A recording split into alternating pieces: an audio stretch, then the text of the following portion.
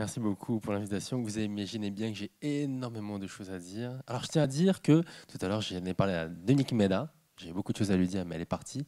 Mais elle a dit, j'ai un témoin, c'est l'un des meilleurs travaux sur revue de base que j'ai lu. Elle n'a pas dit le meilleur, non? Un des meilleurs travaux. Non, mais ouais. Je vais essayer de prendre le contre-pied. D'abord, je voulais lui faire remarquer deux choses.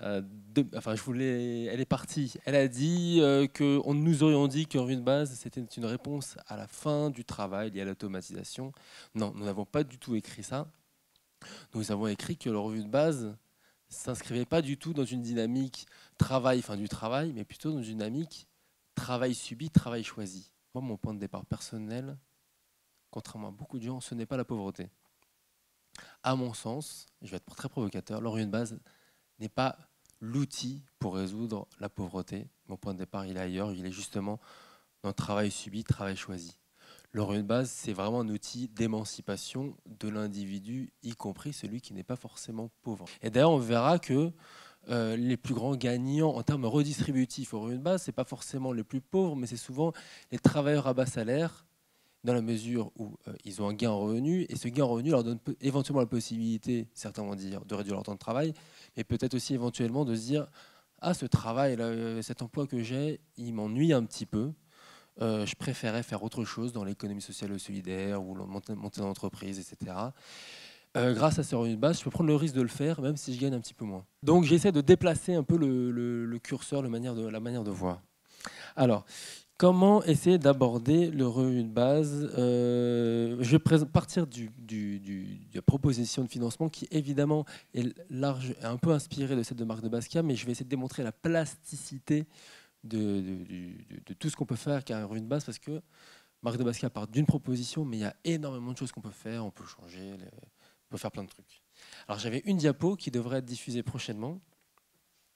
Je tiens aussi à préciser que contrairement à ce qu'a dit Dominique Méda, chez nous, la proposition de revenu de base ne va pas du tout de pair avec une remise en question des autres éléments de la protection sociale que sont les allocations chômage, la retraite et l'assurance maladie, bien sûr. On ne touche pas à ça et on ne touche certainement pas aux services publics. Qu'est-ce qu'on voit ici? On voit ici, c'est très schématique, hein. On a deux graphiques avec en abscisse les revenus primaires avant redistribution et en ordonnée le revenu disponible. Le schéma de gauche, c'est actuellement. Donc prenez une personne sans revenu.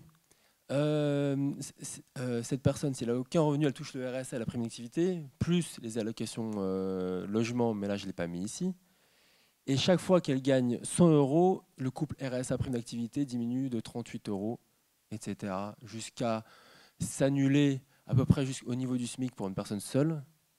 Et au-delà, elle commence à payer de l'impôt sur le revenu. Bon, évidemment, il y a aussi la CSG, je ne l'ai pas mise ici pour simplifier.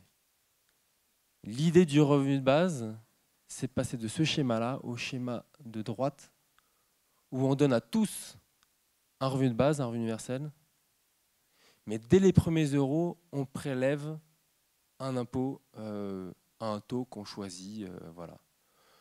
Soit 30%, soit 25%, en tout cas ça dépend énormément de l'assiette et il y a une plasticité énorme dans tout ça. Là, on voit dans ce schéma-là que ça changerait la redistribution, mais évidemment, ça change en fait parce que ça va dépendre des taux marginaux d'imposition qu'on choisit. L'impôt sur le revenu actuellement, eh ben, il y a des niches fiscales, comment on fait pour s'en débarrasser?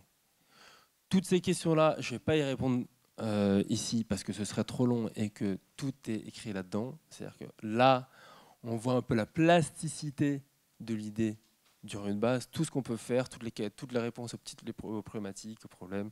Qu'est-ce qu'on fait des niches fiscales? Est-ce qu'il faut individualiser l'impôt? Est-ce qu'il faut fusionner IRPP, SCG, etc., etc. Ici, je propose un revenu de base qui ne remplace que le RSA et la prime d'activité. On maintient les aides au logement. Ça, il faut que ce soit clair. Parce que donc, on n'a aucun pauvre qui est perdant dans nos simulations. Ici, les aides d'allègement sont maintenues. Elles ne sont pas dans le schéma, mais elles sont maintenues. On pourrait imaginer un revenu de base plus élevé, donc non pas à 500 euros, mais à 750 euros, qui absorbe aussi les aides de logement. Et si vous voulez savoir comment ça marche, il faut lire le bouquin.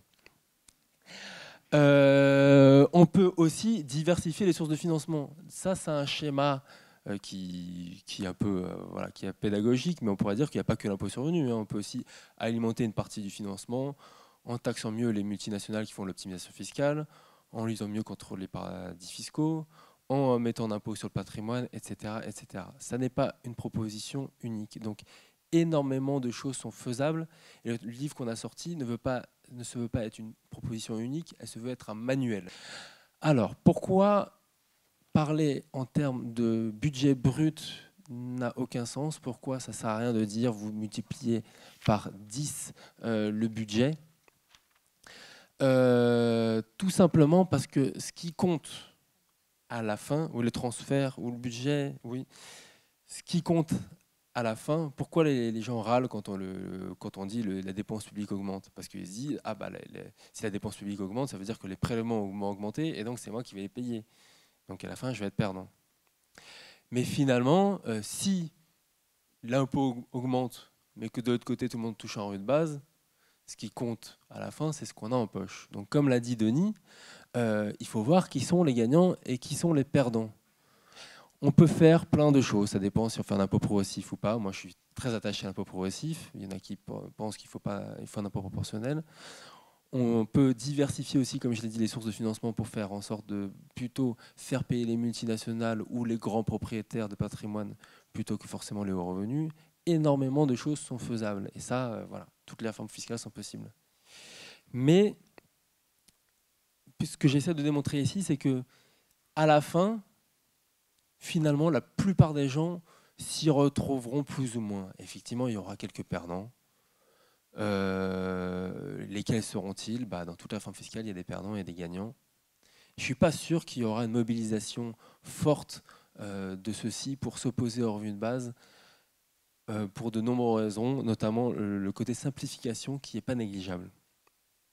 Simplification et clarification. Et en fait, j'ai envie de dire, certes, le revenu de base peut faire exploser l'indicateur de dépenses publiques, peut faire exploser le volume d'argent qui circule. Et alors, en fait, quand on regarde bien, quand on fait le tour, ça ne pose pas vraiment un problème. Si à la fin du mois, parce qu'évidemment, faut que ça va avec un prélèvement à la source mensualisé, si à la fin du mois, tout le monde s'y retrouve plus ou moins, il y aura quelques gagnants, quelques perdants, en fait, c'est pas grave. Pas grave du tout. Donc, la difficulté avec le revenu de base, c'est qu'il ne faut pas regarder le budget brut, il faut d'abord regarder les effets redistributifs. En fait, quitte à démystifier un peu la chose, il faut voir le revenu de base comme une réforme fiscale, tout simplement. C'est bête, hein, mais c'est presque bête et méchant, mais c'est un moyen de démystifier la chose. Évidemment, c'est beaucoup plus que ça. Hein. C'est aussi un outil émancipateur, etc. Mais d'ailleurs, qu'on dit finalement, c'est qu'une réforme fiscale où, à chaque début de mois, l'État nous verse un revenu de base, mais dans le même temps, à chaque fin de mois, ou plutôt sur tous nos revenus à la source, il prélève un impôt.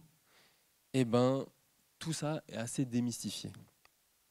Alors, j'en arrive à la question, revenu de base ou impôt négatif, ou alors crédit d'impôt? Eh ben, quand on regarde bien, l'impôt négatif, c'est pas si différent du complexe RSA prime d'activité. C'est pas si différent. C'est-à-dire que dans un cas, eh ben, on reçoit l'impôt négatif et dans l'autre cas, on paye un impôt positif. Donc on est totalement dans ce schéma-là.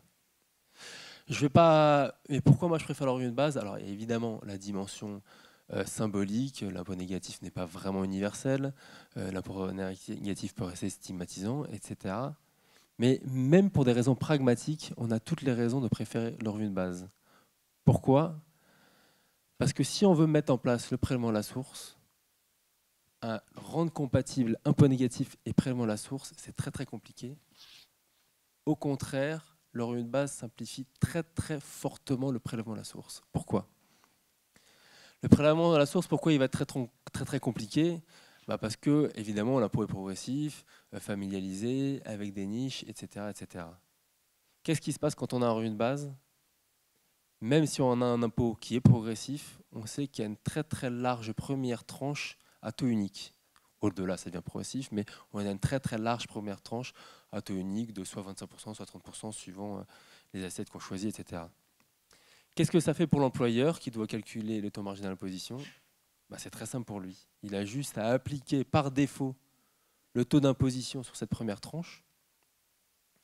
Et après, la régularisation, elle se fera en fin d'année et elle concernera très peu de monde.